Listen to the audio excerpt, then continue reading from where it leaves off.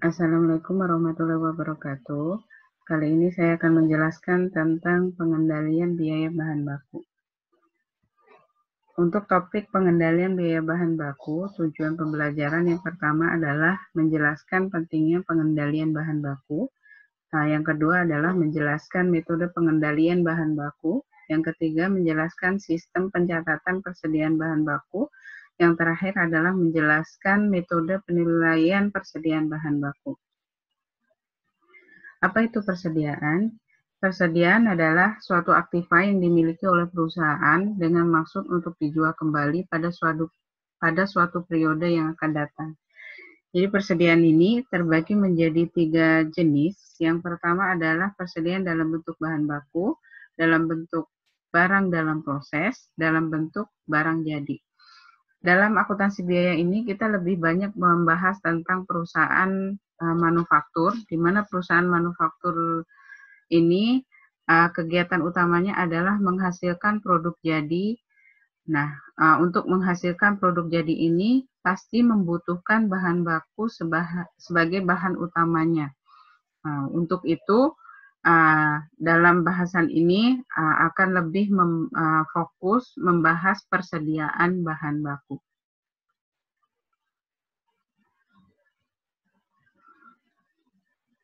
Bahan baku dalam perusahaan manufaktur memegang peranan yang sangat penting dan karena penting dan jumlahnya itu besar, investasi yang ditanamkan di dalamnya juga besar, sehingga penting untuk dilakukan pengendalian terhadap persediaan bahan baku tersebut.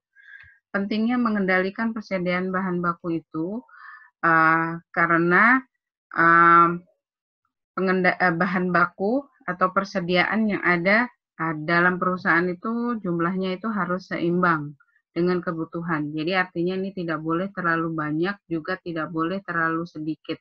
Kalau terlalu banyak, itu akan merugikan perusahaan karena uang yang ditanamkan atau diinvestasikan di dalamnya itu jumlahnya besar, sehingga uangnya tidak berputar. Dan jika terlalu sedikit, itu juga akan merugikan perusahaan. Kenapa? Nantinya perusahaan tidak bisa memenuhi permintaan dari customer, kemudian dampaknya customer akan lari ke perusahaan lain. Nah, alasan lain pentingnya untuk mengendalikan persediaan ini karena jika terlalu banyak persediaan di dalam gudang, itu akan mengakibatkan banyak resikonya berupa resiko kerusakan.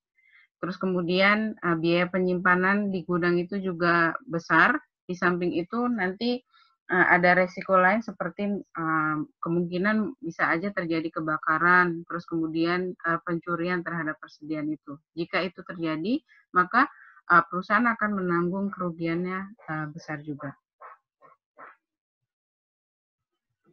Metode untuk pengendalian bahan baku itu terdapat 5 metode. Yang pertama adalah metode order cycling. Metode order cycling ini merupakan metode pengendalian bahan baku dengan cara melakukan review secara berkala atau periodik terhadap persediaan.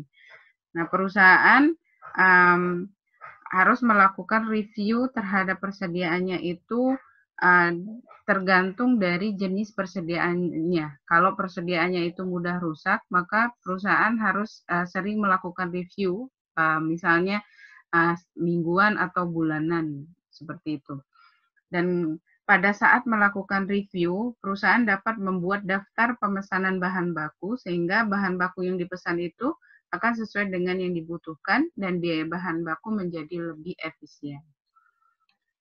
Metode yang selanjutnya adalah metode The Mix Max. Metode The Mix Max ini adalah metode pengendalian bahan baku didasarkan pada asumsi bahwa persediaan bahan baku itu berada pada posisi minimum dan maksimum.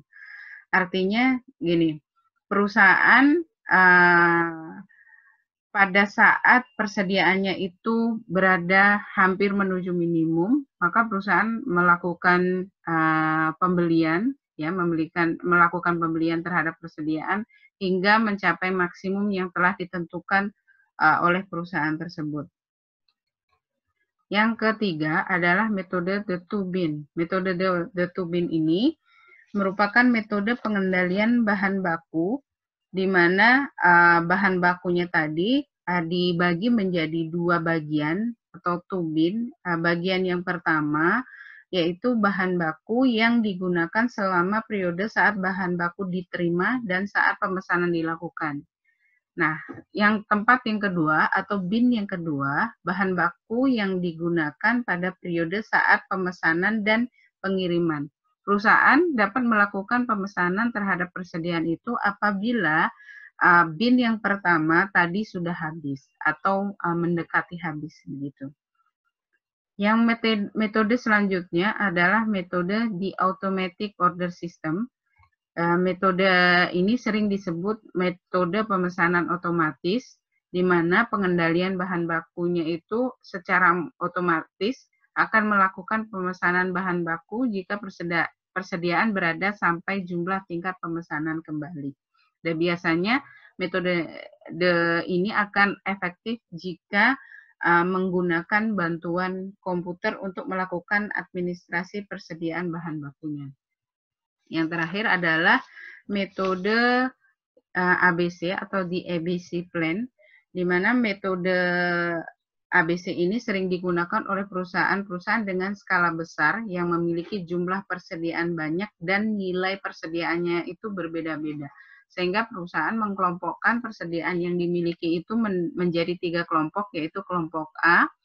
Kelompok A ini merupakan persediaan yang memiliki nilai tinggi, sehingga jumlah persediaannya ini relatif kecil dan memerlukan tingkat reviewnya itu tinggi atau sering. Kelompok B ini persediaannya yang memiliki nilai sedang, sehingga jumlah persediaannya relatif sedang dan tingkat reviewnya juga sedang.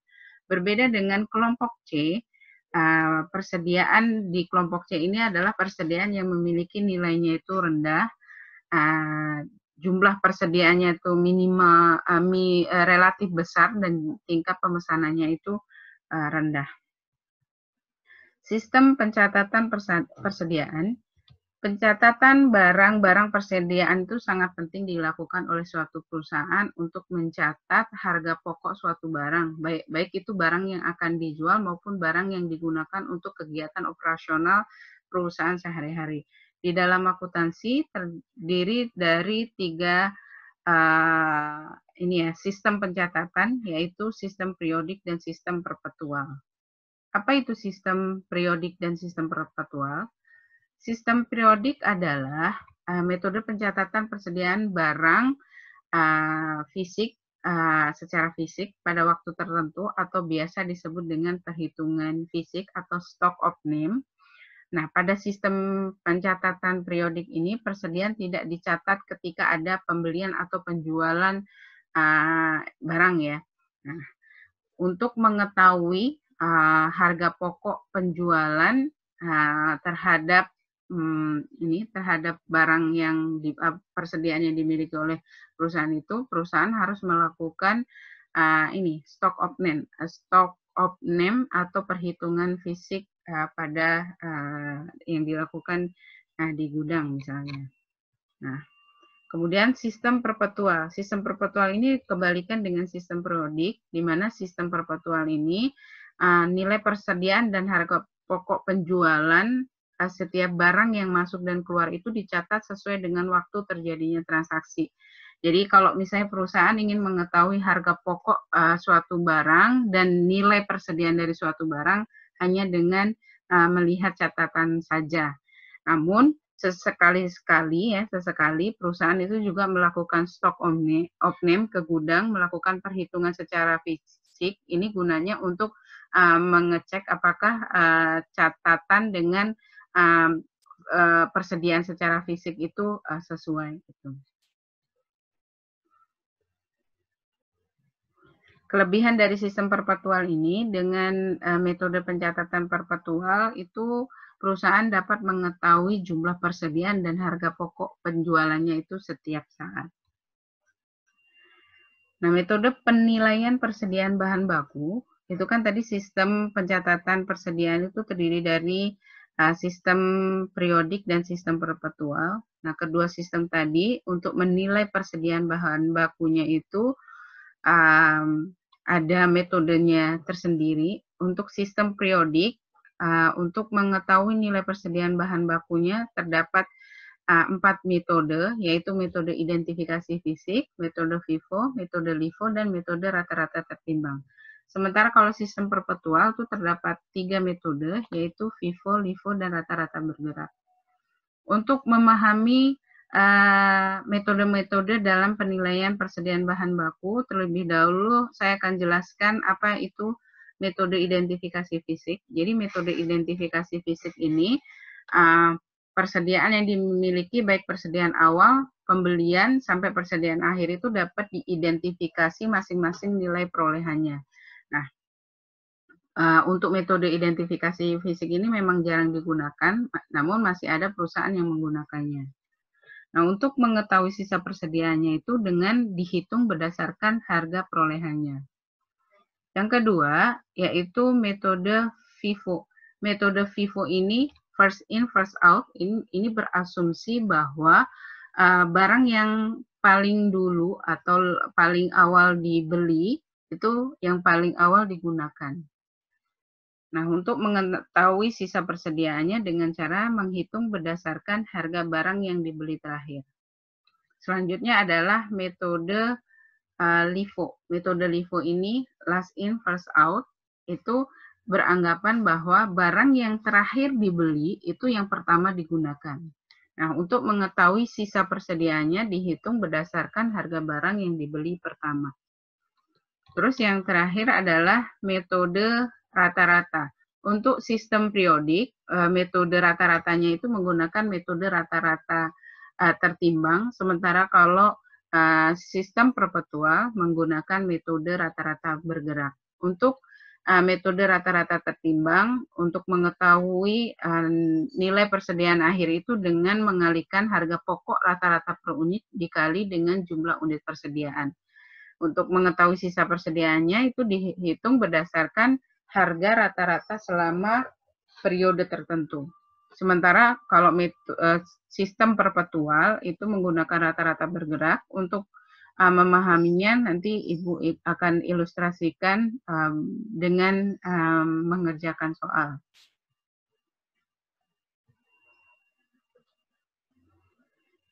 Berikut ilustrasi atau contoh soal untuk lebih memahami sistem pencatatan persediaan dengan sistem periodik. Ini contoh soalnya.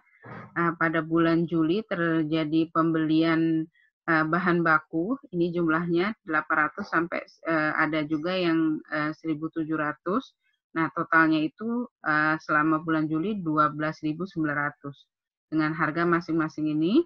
Dan dikeluarkan sejumlah 10.680. Dari soal ini, kalian itu diminta untuk menghitung berapa sih jumlah bahan baku yang masih ada saat ini. Terus kemudian yang kedua, berapa nilai bahan baku akhir tadi. Terus yang ketiga, kalian diminta untuk menghitung berapa harga pokok bahan baku yang kalian gunakan. Nah, yang pertama adalah menggunakan metode identifikasi fisik. Nah, untuk metode identifikasi fisik ini tambahan informasinya untuk sampai dengan tanggal 31 Juli 2019 setelah dilakukan stock of name, itu persediaan yang ada itu tanggal 12, nih jadi kan tanggal 12 terjadi pembelian 5.250, ternyata sisanya itu 350. Tanggal 16 dibeli 1.800, sisanya 240. Tanggal 17 itu beli 2.150, sisanya 540. Tanggal 25 belinya 1.700, sisanya 1.090. Nah, untuk metode identifikasi fisik, langkah pertama adalah kalian diminta menghitung berapa jumlah persediaan akhir.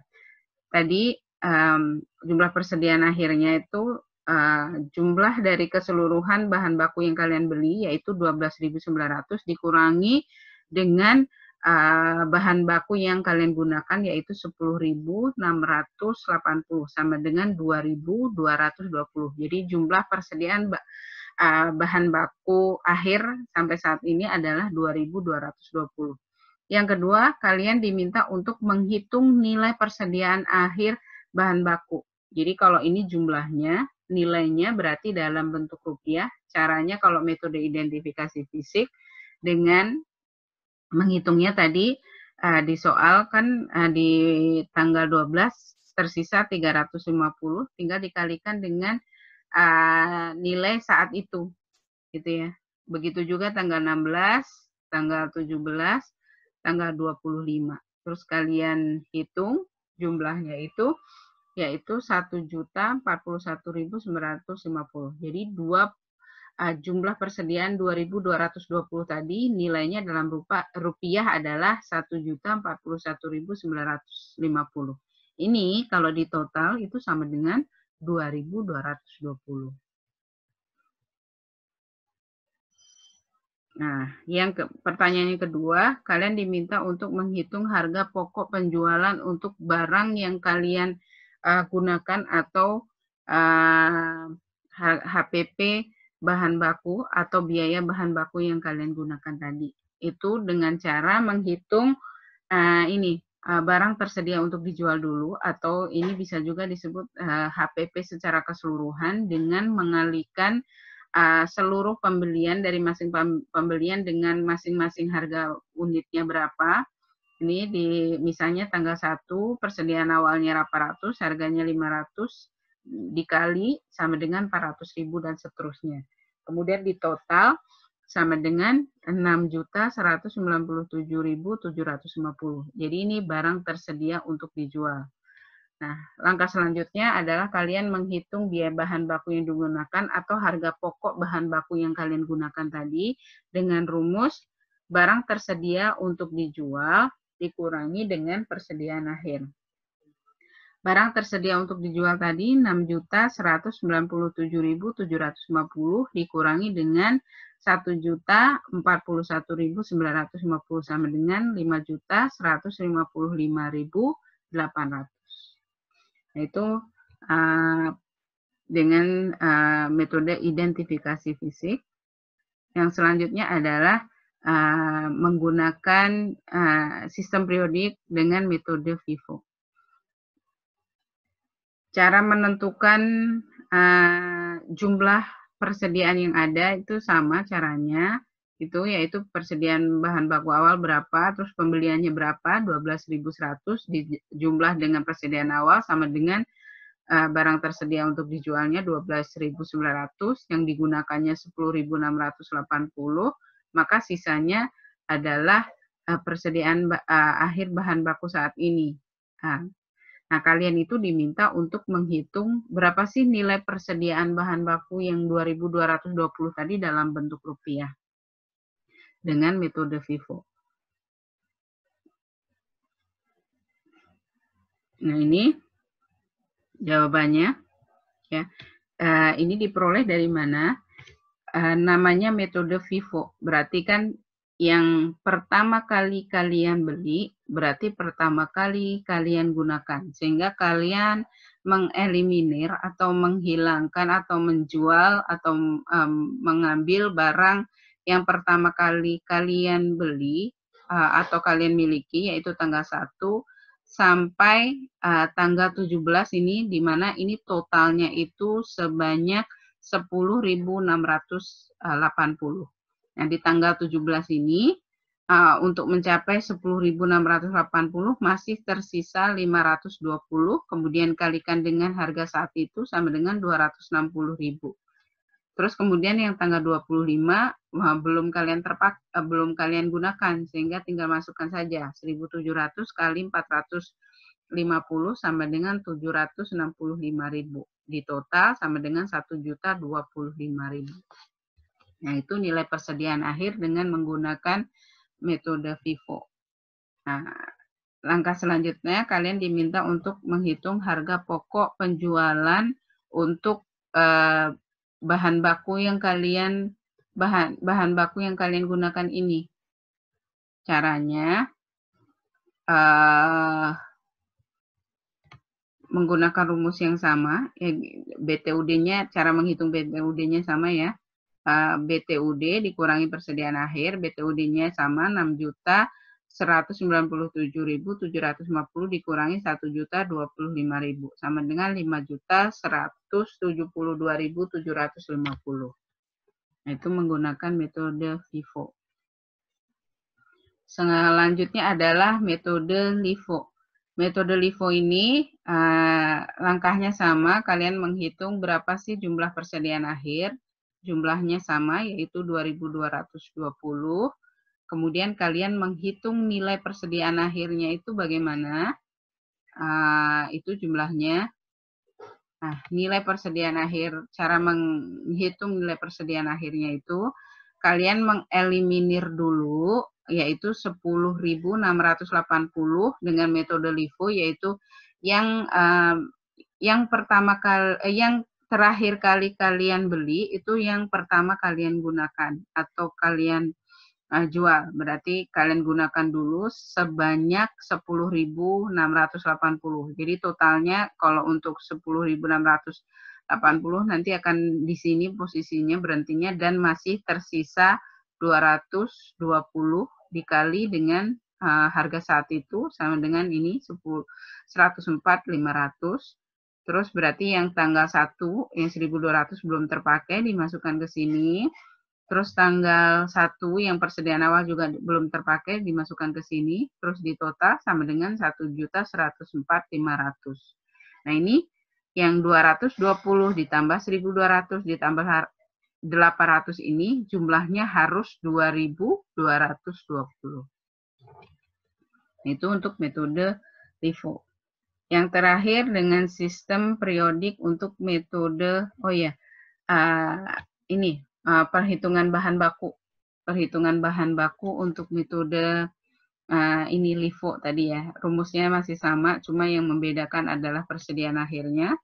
Jadi kalian masukkan di sini BTUD-nya 6.197.750 dikurangi 1.104.500 sama dengan 5.093.250. Yang terakhir adalah metode rata-rata tertimbang. Di dalam metode rata-rata tertimbang tetap sama cara menentukan jumlah persediaan akhirnya, yaitu ini persediaan baku awal, pembelian bahan baku, terus bahan baku siap digunakan sama dengan 12.900, yang digunakan 10.680 dikurangkan sama dengan persediaan akhir bahan baku yaitu 2.220. Terus langkah selanjutnya adalah menghitung nilai persediaan akhir. Kalau metode rata-rata tertimbang itu dengan membagi barang tersedia untuk dijual, tadi kan BTUD-nya kan 6.197.750 dibagi dengan BTUD dalam unit atau jumlah pembelian persediaan yang kalian ini lakukan, yaitu 12.900. Setelah ketemu ini dibagi dengan ini sama dengan 480,45 tinggal dikali dengan 2.220 sama dengan 1.066.599. Pertanyaan selanjutnya adalah berapa harga pokok penjualan untuk ini 10.680 dengan metode rata-rata tertimbang tadi. Rumusnya sama, yaitu BTUD dikurangi dengan persediaan akhir. BTUD-nya masukkan 6.197.750 dikurangi 1.066.599 sama dengan 5.131.151 rupiah. Nah, berikut ini perbandingan satuan fisik untuk metode satuan fisik atau identifikasi fisik, FIFO, LIFO, dan ini rata-rata tertimbang dengan sistem periodik. Kalian bisa lihat di sini untuk barang tersedia untuk dijual sama ya 12.900.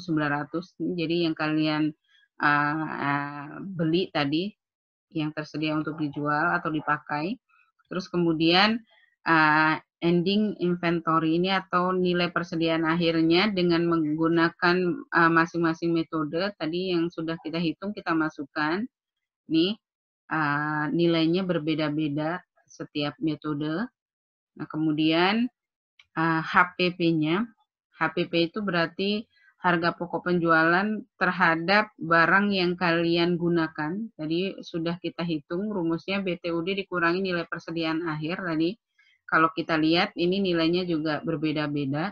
Jadi dari sini dapat disimpulkan bahwa semakin besar harga pokok penjualan itu akan menentukan laba yang kalian dapatkan. Berarti kalau semakin besar labanya juga berarti kan ini ya jadi kecil gitu ya. Nah, perusahaan itu boleh menggunakan sistem atau metode yang mereka ini ya sepakati, sukai. Tapi bukan berarti semua metode boleh digunakan. Ketika perusahaan sudah menggunakan metode satuan fisik, berarti sampai nanti menggunakan satuan fisik saja. Jadi tidak boleh dicampur-campur. Gitu. Selanjutnya, untuk memahami sistem pencatatan secara perpetual, Ibu akan memberikan contoh soal sebagai berikut. Ya, perusahaan mencatat persediaan barang dagangan dengan metode perpetual. Berikut ini adalah data yang diperoleh selama bulan Maret 2019.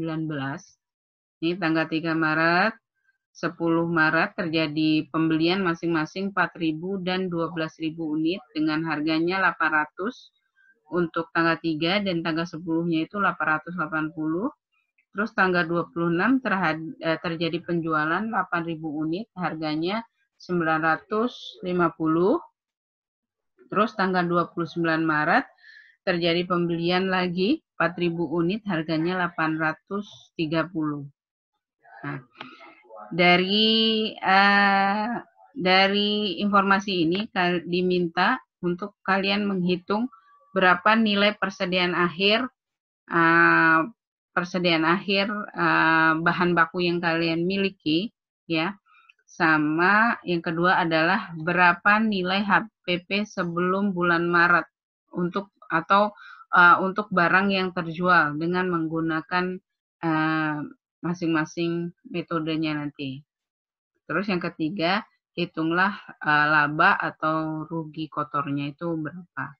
Yang pertama adalah metode FIFO. Kalau sistem perpetual itu berbeda dengan sistem periodik.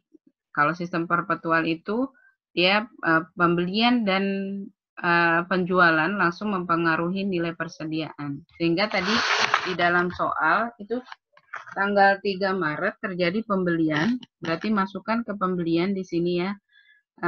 Unitnya berapa, per unitnya berapa, dikalikan sama dengan ini 3.200.000. Terus kemudian itu akan mempengaruhi persediaannya, jadi persediaannya bertambah senilai dengan pembeliannya. Terus tanggal 10 terjadi pembelian lagi nih, terjadi pembelian lagi 12.000 dengan harga 880, maka totalnya 10.560.000. Nah itu karena tadi belum terjadi penjualan, maka persediaan yang dimiliki di tanggal 3 menjadi persediaan di tanggal 10 ini ya. Jadi belum terjual. Jadi persediaan di tanggal 10 itu ini jumlahnya. Kenapa tidak digabung? Karena nilai dari masing-masing persediaan tadi berbeda gitu.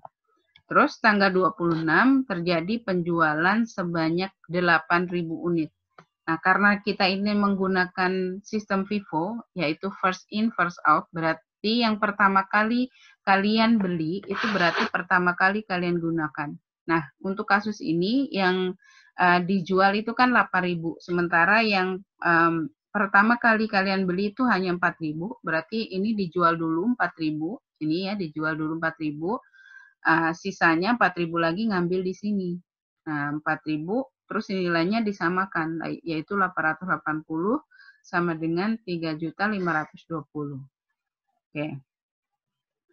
Yang tanggal ini, yang tanggal 10, ini yang persediaan dari tanggal 3 ini tadi habis terjual, sementara yang tanggal 10 ini persediaannya baru terjual 4.000, berarti kan 12.000 dikurangi 4.000 sama dengan 8.000 dikali dengan 880 sama dengan 7.040.000.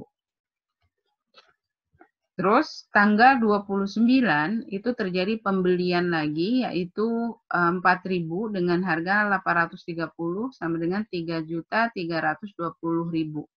Nah, persediaan yang tanggal 26 tadi menjadi persediaan di tanggal 29 ditambah pembelian baru. Jadi persediaan yang ada saat ini, ya, persediaan akhir yang ada saat ini itu jumlahnya adalah 12.000 dengan nilainya, nilai persediaan akhirnya berarti tinggal jumlah aja.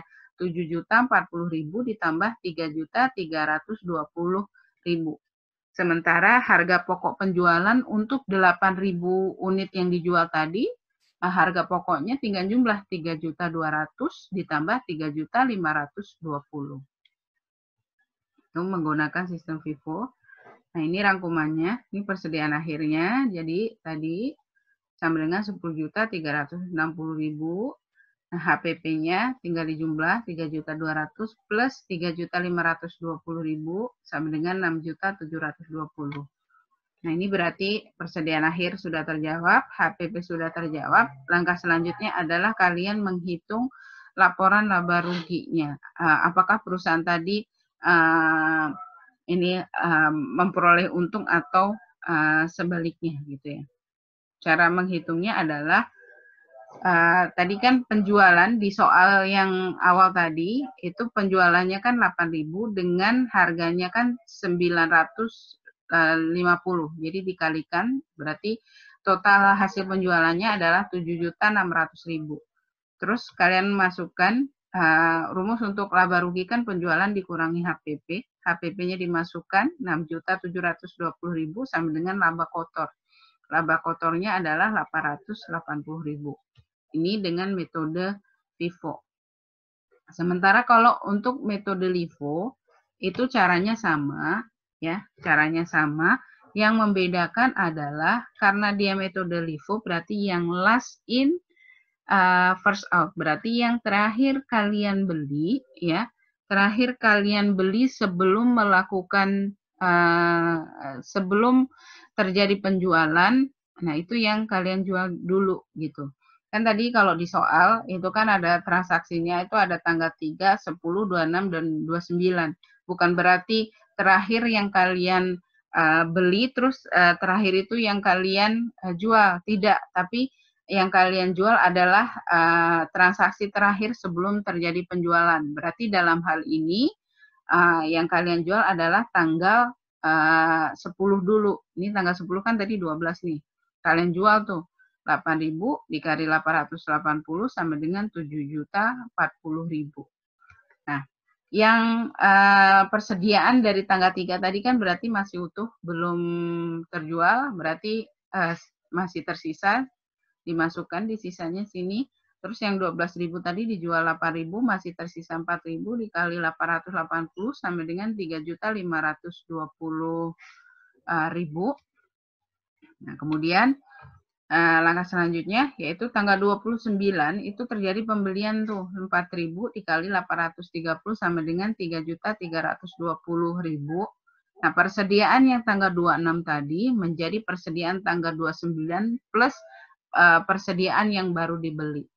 Jadi kalau ditanya berapa jumlah persediaan yang masih ada, berarti jumlah persediaannya di sini kalian jumlahkan sama dengan 12.000 ya. Tapi kalau nilai persediaannya berarti kalian jumlahkan ini 3.200.000 ditambah 3.520.000 ditambah 3.320.000.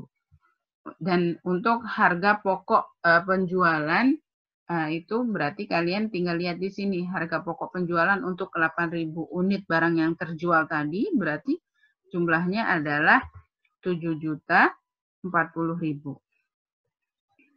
Nah, ini ringkasannya persediaan akhirnya, HPP-nya Nah, kemudian laba rugi kotornya rumusnya masih sama, berapa penjualannya tadi, yaitu 8.000 dikali 950 sama dengan 7.600.000.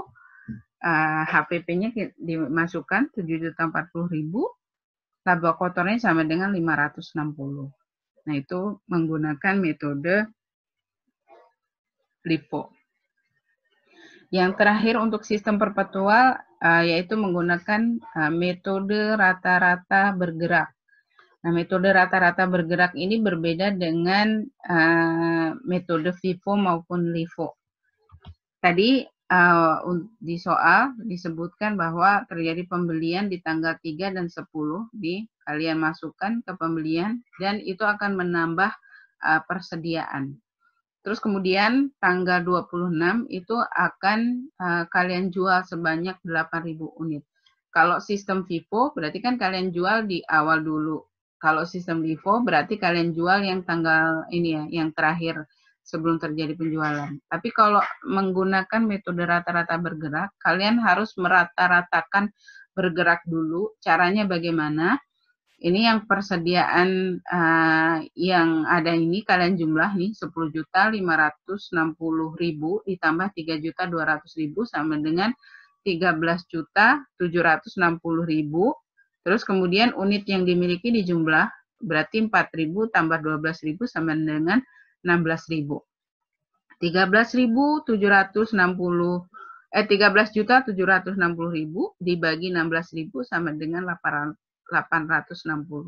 Nah, ini yang kalian jadikan dasar untuk harga jual di tanggal 26.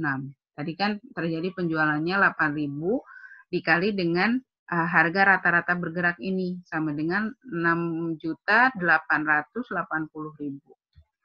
Nah, kemudian tanggal 16 ini kan baru terjual 8.000, berarti sisa 8.000 dikali 860 sama dengan 6.880 dan itu ini ya akan menjadi barang persediaan, menambah persediaan di tanggal 29. Nah, tanggal 29 terjadi pembelian ya 4.000 dengan harga 830 sama dengan 3.320. Nah, ini akan menambah persediaan. Nah, terus timbul pertanyaan, berapa sih jumlah persediaan akhir dan nilai persediaan akhir? Jadi, kapan kita menghitung rata-rata atau merata-ratakan bergerak, yaitu yang pertama saat mau dijual, yang kedua adalah saat mau menghitung berapa sih nilai persediaan akhir. Nah, ini kan karena kita mau menghitung berapa nilai persediaan akhirnya, maka kita membuat rata-rata bergerak lagi dengan menjumlahkan persediaan yang ada tadi, nilai persediaan yang ada, tanggal 26 dan 29, yaitu 6.880.000 ditambah 3.320.000 sama dengan 10.200.000 dibagi dengan ini di total nih, 12.000 sama dengan 850. Jadi kalau ditanya berapa jumlah persediaan yang masih ada, 12.000, terus nilainya berapa? 10.200. Sementara berapa harga pokok penjualannya untuk 8.000 yang barang yang terjual tadi? Berarti 6.880.000. Nah, kemudian selanjutnya ini ringkasannya. Kalian diminta untuk menghitung laba rugi kotornya, caranya sama, penjualannya yaitu 8.000 dikali 950 sama dengan 7.600.000 dikurangi dengan HPP, berarti ketemulah laba kotornya yaitu 720.000. Nah, itulah penjelasan tentang pengendalian bahan baku. Mudah-mudahan dapat dipahami dengan baik. Kurang lebihnya mohon maaf. Billahi taufik wal hidayah. Wassalamualaikum warahmatullahi wabarakatuh.